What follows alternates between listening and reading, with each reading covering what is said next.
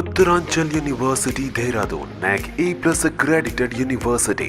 Delhi liquor scam కేసులో MLC కవిత bail పిటిషన్పై విచారణ రేపటికి వాయిదా పడింది. కవిత తరపున విక్రమ్ చౌదరి వాదనలు వినిపించారు. కవిత అరెస్టులో దర్యాప్తు సంస్థలు చట్టాన్ని ఉల్లంఘించాయని ఆమె ఆరోపించారు. సిబిఐ తరపున కూడా రేపు వాదనలు వినిపించే అవకాశం ఉంది. ఇప్పటికే కౌంటర్ అఫిడవిట్లను ఈడీ, సిబిఐ దాఖలు చేసింది. రేపు మధ్యాహ్నం 12 గంటలకు విచారణ వాయిదా పడింది.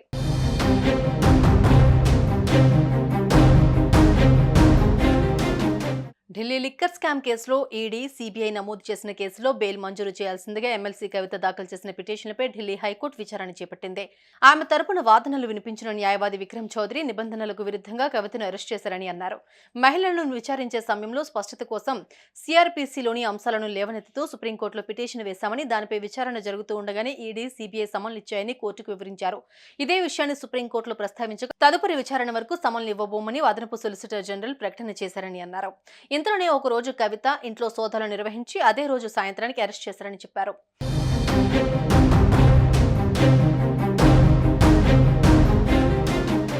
ఇదిలా ఉండగా కవిత తరపు న్యాయవాది విక్రమ్ చౌదరిని జస్టిస్ స్వర్ణకాంత శర్మ ప్రశంసించారు. ఫలితం ఎలా ఉన్నా వాదనలు చాలా బాగా వినిపిస్తున్నారని జడ్జి మెచ్చుకున్నారు.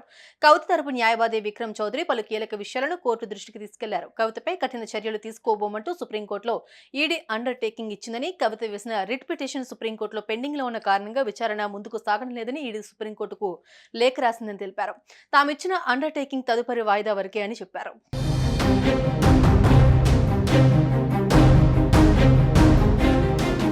సుప్రీంకోర్టులో కేసు పెండింగ్ లో ఉండగానే 41A ప్రకారం సమన్లు జారీ చేశారని ఆయన గుర్తు చేశారు. సిఆర్పిసి 161 ప్రకారం మొదట నోటీసులు ఇచ్చిన వారు తర్వాత 41A ఎందుకు మారారో తెలియదన్నారు. సుప్రీంకోర్టులో విచారణ జరుగుతూ ఉండగానే ఈడీ బృందం కవిత ఇంట్లో ఉందని తెలిపారు. అదే రోజు ఈడీ కవితను అరెస్ట్ చేస్తున్నట్లుగా ప్రకటించిందన్నారు. ఇదిలా ఉంటే జ్యుడిషియల్ కస్టడీలో ఉండగానే కవితను ప్రశ్నించాలంటూ సిబిఐ పిటిషన్ వేసింది. ఆ పిటిషన్ ను కోర్టు అంగీకరించింది.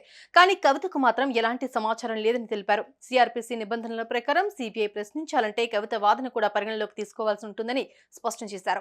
ఆ తర్వాత కనీసం అరెస్టు వారెంట్ కూడా లేకుండానే సిబిఐ అరెస్ట్ చేసిందని తెలిపారు. రేపు మధ్యాహ్నం కౌంటర్ వాదనలు వినిపిస్తామని ఈడీ కోర్టుకు తెలిపింది.